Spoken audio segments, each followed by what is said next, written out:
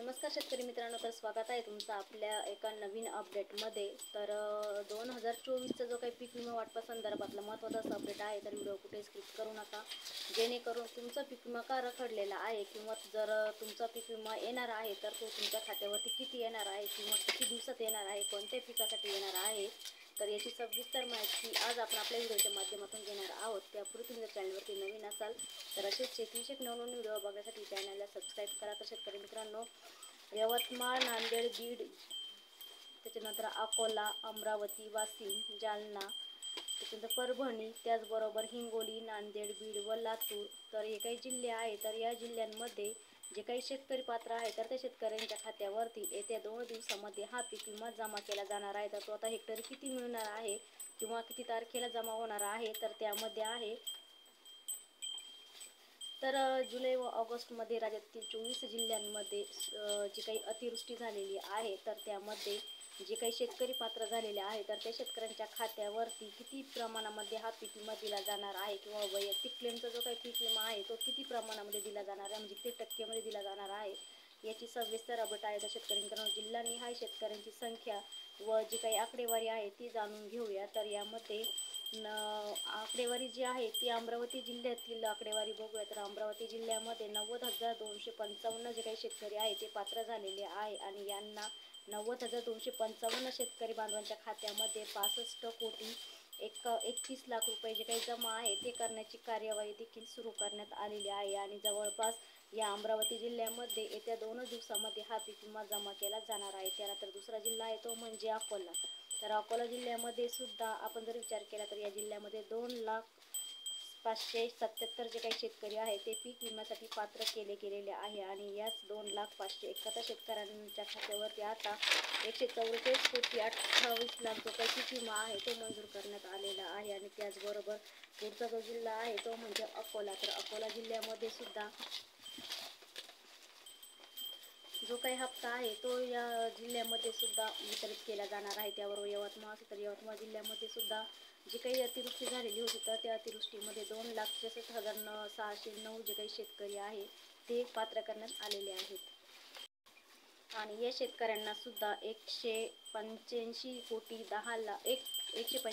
10 लाख रुपयाचे जे काही अनुदान आहे ते वाटपाचं कार्य देखील करण्यात आलेलं आहे। त्याचबरोबर बुलढाणा जिल्हा असेल तर बुलढाणा जिल्ह्यामध्ये सुद्धा आपण जर विचार केला तर बुलढाणा जिल्ह्यामध्ये सुद्धा 1,48,423 जे काही शेतकरी आहेत तर त्या शेतकऱ्यांसाठी 115,23,00,000 रुपये मंजूर करण्यात आलेले आहेत आणि केंद्र सरकारच्या माध्यमातून याचं वितरण देखील लवकरच केलं जाणार आहे। तर त्याचबरोबर त्यांच्या खात्यावरती हा येत्या 2 दिवसामध्ये वितरित केला जाणार आहे। त्यानंतर पाचवा जो जिल्हा आहे तो म्हणजे वाशिम। तर वाशिम जिल्ह्यामध्येच आपण विचार केला तर वाशिम जिल्ह्यामध्ये सुद्धा 87,14,00,000 रुपयाचा जो काही निधी आहे तो वितरित केला जाणार आहे आणि या जिल्ह्यातील शेतकरी जे आहे ते 7,165 शेतकरी पात्र झालेले आहे। त्याचबरोबर पुढचा जिल्हा आहे तो म्हणजे जालना। तर जालना जिल्ह्यामध्ये सुद्धा 282 शेतकरी पात्र आहेत आणि यांना सुद्धा 33 लाख रुपयाचे जे काही अनुदान आहे हे वितरित केलं जाणार आहे। त्याचबरोबर पुढचा जो जिल्हा आहे तो म्हणजे परभणी। तर परभणी जिल्ह्यामध्ये सुद्धा 201 शेतकरी पात्र करण्यात आलेले आहे आणि या शेतकऱ्यांना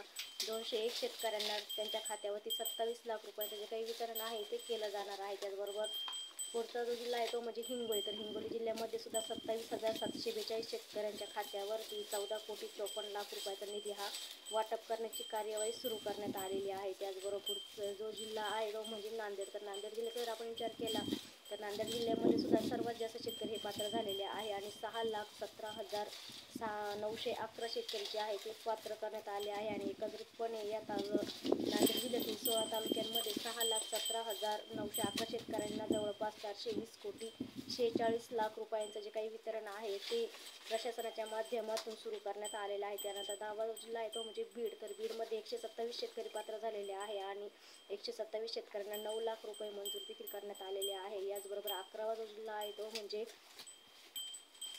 लातूर। तर लातूर जिल्ह्यामध्ये फक्त 32 शेतकरी जे आहे ते पात्र करण्यात आलेले आहे आणि या शेतकऱ्यांच्या खात्यावरती सुद्धा 2,92,000 रुपयांचे जे काही मंजुरी आहे ती करण्यात आलेली आहे आणि कार्यवाहीचे वाटप देखील लवकरच केलं जाणार आहे। तर जुलै महिन्यामध्ये व ऑगस्ट महिन्यामध्ये मोठ्या प्रमाणावरती झालेली अतिवृष्टी, तर याच पार्श्वभूमीवरती आता या शेतकऱ्यांना हा पीक विम्याची जी काही मंजुरी आहे ती करण्यात आलेली आहे। तर त्यामध्ये खरडून गेलेल्या जमिनी, तर अशा दोनही शेतकऱ्यांचं नुकसान झालेलं आहे. तर अकोला, अमरावती, यवतमाळ, बुलढाणा, वाशिम, जालना, त्याच्यानंतर परभणी, हिंगोली, नांदेड व बीड, लातूर अशा या जिल्ह्यांमध्ये एकूण 14,09,318 शेतकरी पात्र करण्यात आलेले होते. तर यामध्ये सुद्धा त्यांच्याच खात्यावरती 993 कोटी 1 लाख रुपयाची वाटपाची जी काही कार्यवाही आहे ती सुरू करण्यात आलेली आहे. म्हणजे ती राज्य सरकारच्या माध्यमातून देण्यात येणार आहे. आणि याच शेतकऱ्यांसाठी आता KYC पूर्ण केलेली नसेल तर त्या शेतकऱ्यांनी सुद्धा लवकरात लवकर आपली KYC पूर्ण करून घ्या, जेणेकरून तुम्ही पीक विम्यापासून वंचित राहणार नाही. तर त्यासाठी अद्यापही ज्या शेतकऱ्यांनी आपली KYC पूर्ण केलेली नाही तर लवकरात लवकर KYC पूर्ण करून घ्या. त्याशिवाय तुम्हाला हे पीक विम्याचं जे काही अनुदान आहे, दुष्काळी अनुदान किंवा नुकसान भरपाई जी आहे ती मिळणार नाही. तर त्यामध्ये राज्य सरकारच्या धोरणामुळे हे जे काही पैसे जमा केले जात आहेत तर त्यामध्ये ज्यांना जिल्हा अधिकाऱ्यांच्या याद्या देखील लागलेल्या आहेत आणि या याद्या पाहून तुम्ही KYC सेंटरला भेट देऊ शकता. तर त्यानंतर आणि आपली जी काही KYC आहे ती पूर्ण करू शकता. तर त्याचबरोबर म्हणजे अतिवृष्टीमुळे ज्या लोकांच्या जमिनी खरडून गेलेल्या आहेत तर त्यांच्याकरिता सुद्धा आता 74 लाख रुपये मंजूर झालेले आहे. आणि याचबरोबर शेती पिकांची नुकसानी करता 14,09,318 कोटीचं एकंदरीतपणे दोनही मिळून 1,000 कोटी रुपयाचे जे काही अनुदान आहे किंवा यापेक्षा जास्तीचे जे काही अनुदान आहे ते राज्य सरकारच्या माध्यमातून मंजूर करण्यात आलेलं आहे आणि वितरणाला देखील सुरुवात झालेली आहे. आणि जे काही शेतकरी अजून वंचित आहे तर त्या शेतकऱ्यांना सुद्धा येत्या 2 दिवसामध्ये त्यांच्या खात्यावरती जे काही पीक विम्याचं वितरण आहे ते केलं जाणार आहे. तर शेतकरी मित्रांनो, हे होतं अतिवृष्टी अनुदानाचं महत्त्वाचं असं अपडेट. तर व्हिडिओ आवडला तर नक्कीच लाईक शेअर करा, नवीन असेल तर चॅनलला सबस्क्राईब करा. पुन्हा भेटू अशा एका नवीन व्हिडिओसोबत. सर्वांना धन्यवाद.